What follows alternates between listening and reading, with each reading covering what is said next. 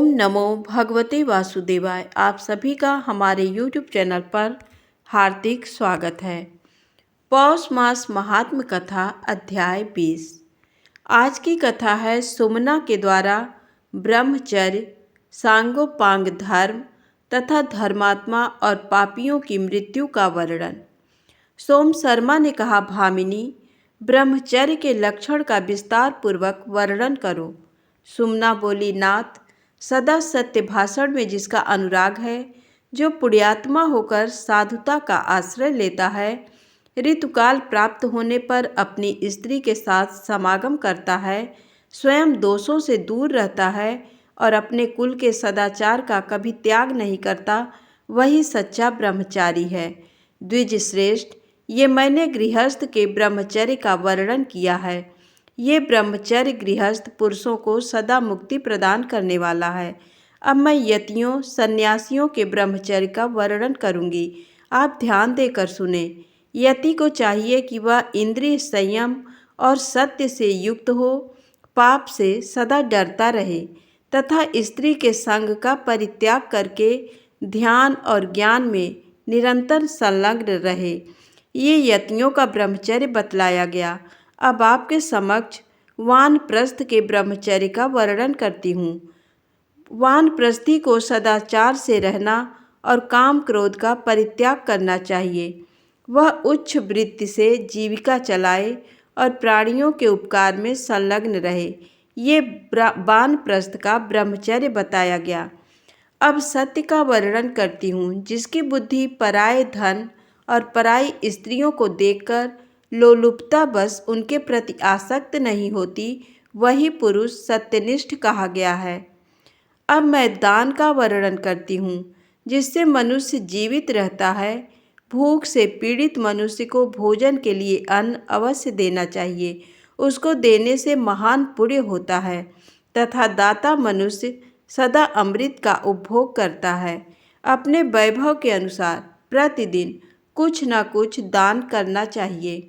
सहानुभूतिपूर्ण वचन, दृढ़ सैया, घर की शीतल छाया, पृथ्वी, जल, अन्न, मीठी बोली, आसन, वस्त्र या निवास स्थान और पैर धोने के लिए जल, ये सब वस्तुएं जो प्रतिदिन अतिथि को निष्कपट भाव से अर्पण करता है, वह इहलोक और परलोक में भी आनंद का अनुभव करता है। जो दान और स्वाध्याय आदि शुभ कर्मों के द्वारा अपने प्रत्येक दिन को सफल बनाता है, वह इस जगत में मनुष्य होकर भी देवता ही है। इसमें तनिक भी संदेह की बात नहीं है। अब मैं सांगोपांग धर्म के साधनभूत उत्तम नियमों का वर्णन करती हूँ। जो देवताओं और ब्राह्मणों की पूजा में संलग्न रहता है, नित्य निरंतर शौच, संतोष आदि नियमों का पालन करता है तथा दान, व्रत और सब प्रकार के परोपकारी कार्यों में योग देता है, उसके इस कार्य को नियम कहा गया है। द्विज श्रेष्ठ, अब मैं क्षमा का स्वरूप बतलाती हूँ, उसे सुनिए। दूसरों द्वारा की हुई अपनी निंदा सुनकर अथवा किसी के द्वारा मार खाकर भी जो क्रोध नहीं करता और स्वयं मार खाकर भी मारने वाले व्यक्ति को नहीं मारता, वह क्षमाशील कहलाता है। अब मैं शौच का वर्णन करती हूँ। जो राग द्वेष से रहित होकर प्रतिदिन स्नान और आचमन आदि का व्यवहार करता है और इस प्रकार जो बाहर तथा भीतर से भी शुद्ध है, उसे शौच युक्त पवित्र माना गया है। अब मैं अहिंसा का रूप बतलाती हूँ। विज्ञ पुरुष को किसी विशेष आवश्यकता के बिना एक तिनका भी नहीं तोड़ना चाहिए। संयम के साथ रहकर प्रत्येक जीव की हिंसा से दूर रहना चाहिए और अपने प्रति जैसे बर्ताव की इच्छा होती है, वैसा ही बर्ताव दूसरों के साथ स्वयं भी करना चाहिए। अब मैं शांति के स्वरूप का वर्णन करती हूँ। शांति से सुख की प्राप्ति होती है, अतः शांतिपूर्ण आचरण अपना कर्तव्य है। कभी खिन्न नहीं होना चाहिए। प्राणियों के साथ वैर भाव का सर्वथा परित्याग करके मन में भी कभी बैर का भाव नहीं आने देना चाहिए। अब मैं आस्तेय का स्वरूप बतलाती हूँ। पर धन और पर स्त्री का कदापि अपहरण ना करें। मन, वाणी तथा शरीर के द्वारा भी कभी किसी दूसरे की वस्तु लेने की चेष्टा ना करें। अब मैं दान का वर्णन करती हूँ। इंद्रियों का दमन करके मन के द्वारा उन्हें प्रकाश देते रहना और उनकी चंचलता का नाश करना चाहिए। इससे मनुष्य में चेतना का विकास होता है। अब मैं शुश्रूषा का स्वरूप बतलाती हूँ। मन, वाणी और शरीर से गुरु के कार्य साधन में लगे रहना शुश्रूषा है। द्विज श्रेष्ठ, इस प्रकार मैंने आपसे धर्म का सांगोपांग वर्णन किया। जो मनुष्य ऐसे धर्म में सदा संलग्न रहता है, उसे संसार में पुनः जन्म नहीं लेना पड़ता। ये मैं आपसे सच सच कह रही हूँ। महाप्राज्ञ, ये जानकर आप धर्म का अनुसरण करें। सोम शर्मा ने पूछा, देवी तुम्हारा कल्याण हो। तुम इस प्रकार धर्म की परम पुण्यमयी उत्तम व्याख्या कैसे जानती हो? किसके मुंह से तुमने ये सब सुना है? सुमना बोली, महामते, मेरे पिता का जन्म भार्गव वंश में हुआ है। वे संपूर्ण शास्त्रों के ज्ञान में निपुण हैं। उनका नाम है महर्षि च्यवन। मैं उन्हीं की कन्या हूँ। ये मुझे प्राणों से भी अधिक प्रिय मानते थे। जिस जिस तीर्थ, मुनि समाज अथवा देवालय में वे जाते, मैं भी उनके साथ वहाँ जाया करती थी। मेरे पिताजी के एक मित्र हैं जिनका नाम है वेद शर्मा। कौशिक वंश में उनका जन्म हुआ है। एक दिन वे घूमते घामते पिताजी के पास आए। उस समय वे बहुत दुखी थे और बारंबार चिंतामग्न हो जाते थे। तब उनसे मेरे पिता ने कहा, सुब्रत, मालूम होता है आप किसी दुख से संतप्त हैं। आपको दुख कैसे प्राप्त हुआ है? मुझे इसका कारण बतलाइए। ये सुनकर वेद शर्मा ने कहा, मेरी स्त्री बड़ी साध्वी और पतिव्रता है, किंतु अब तक उसे कोई पुत्र नहीं हुआ। मेरा वंश चलाने वाला कोई नहीं है। यही मेरे दुख का कारण है। आपने पूछा था, इसलिए बताया है। इसी बीच में कोई सिद्ध पुरुष मेरे पिता के आश्रम पर आए। पिताजी और वेद शर्मा दोनों ने बड़े ही भक्तिपूर्वक सिद्ध का पूजन किया। भोजन आदि उपचारों और मीठे वचनों से उनका स्वागत किया। फिर अपने महल जिस प्रकार अन्न किया था, उसी प्रकार उन दोनों ने भी सिद्ध से अपने मन की बात पूछी। तब धर्मात्मा सिद्ध ने मेरे पिता और उनके मित्र से इस प्रकार कहा, धर्म के अनुष्ठान से ही स्त्री, पुत्र और धन धान्य की प्राप्ति होती है। उनके उपदेश से वेद शर्मा ने धर्म का अनुष्ठान पूरा किया। उस धर्म से उन्हें महान सुख और सुयोग्य पुत्र की प्राप्ति हुई। उन सिद्ध महात्मा के सांग से ही धर्म के विषय में मेरी बुद्धि का ऐसा निश्चय हुआ है। सोम शर्मा ने पूछा, प्रिय, धर्म से कैसी मृत्यु और कैसा जन्म होता है?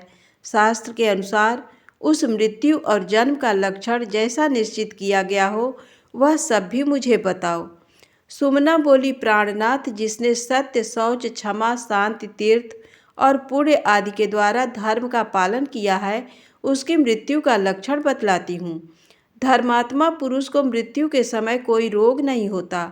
उसके शरीर में कोई पीड़ा नहीं होती।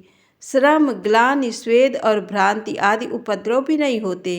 गीत, ज्ञान, विशारद, दिव्य रूपधारी गंधर्व और वेदपाठी ब्राह्मण उसके पास आकर मनोहर स्तुति किया करते हैं। वह स्वस्थ रहकर सुखदायक आसन पर विराजमान होता है अथवा देव पूजा में बैठा होता है। ऐसा भी हुआ करता है कि धर्मपरायण बुद्धिमान पुरुष मृत्युकाल में स्नान के लिए तीर्थस्थान में पहुंचा हो। अग्निहोत्र, गृह, गौशाला, देव मंदिर, बगीचा, पोखरा, पीपल या बड़ का वृक्ष तथा पाकर अथवा बेल का पेड़ ये मृत्यु के लिए पवित्र स्थान माने गए हैं। धर्मात्मा पुरुष धर्मराज के दूत को प्रत्यक्ष देखता है। वे स्नेह से युक्त और मुस्कुराते हुए दिखाई देते हैं। वह मरने वाला जीव स्वप्न, मोह तथा क्लेश के अधीन नहीं होता। धर्मराज के दूत उससे कहते हैं, महाभाग, परम बुद्धिमान धर्मराज आपको बुला रहे हैं। दूतों की ये बात सुनकर उसे मोह और संदेह नहीं होता। उसका चित्त प्रसन्न हो जाता है। वह ज्ञान विज्ञान से संपन्न हो भगवान श्री विष्णु का स्मरण करता है और संतुष्ट एवं हृष्ट चित्त होकर उन दूतों के साथ चला जाता है। सोम शर्मा ने पूछा, भद्रे, पापियों की मृत्यु किन लक्षणों से युक्त होती है, इसका विस्तार के साथ वर्णन करो। सुमना बोली, प्राणनाथ सुनिए, मैं महापातकी मनुष्यों की मृत्यु के स्थान और चेष्टा का वर्णन करती हूँ। दुष्टात्मा पुरुष विष्ठा और मूत्र आदि अपवित्र वस्तुओं से युक्त और पापियों से भरे हुए भूभाग में रहकर बड़े दुख से प्राण त्याग करता है। चांडाल के स्थान पर जाकर दुखपूर्वक मरता है।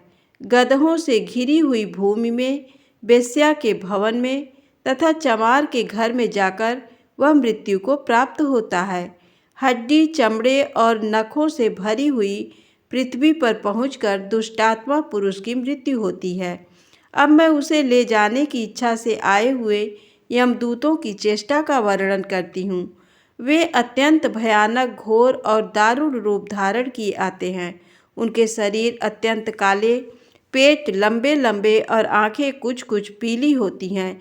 कोई पीले, कोई नीले और कोई अत्यंत सफ़ेद होते हैं। पापी मनुष्य उन्हें देखकर कांप उठता है।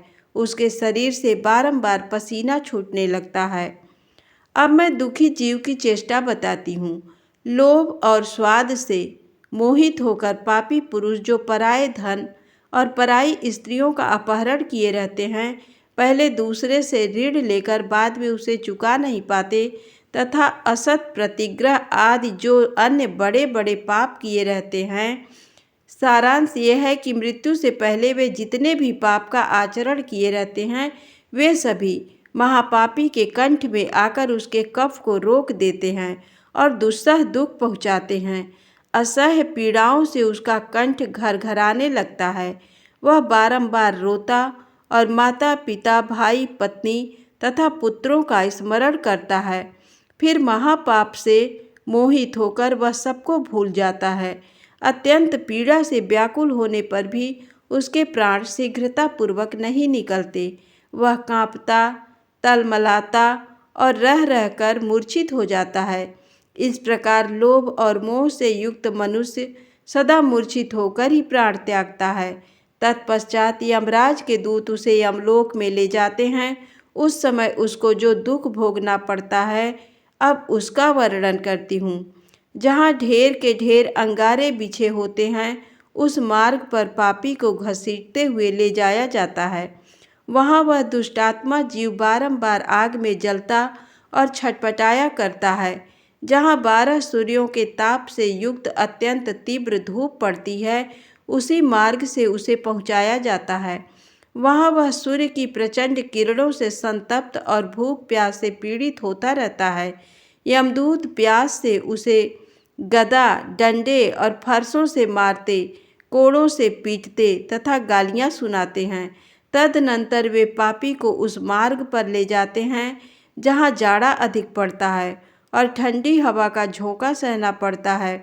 पापी पुरुष शीत से पीड़ित होकर उस मार्ग को तय करता है।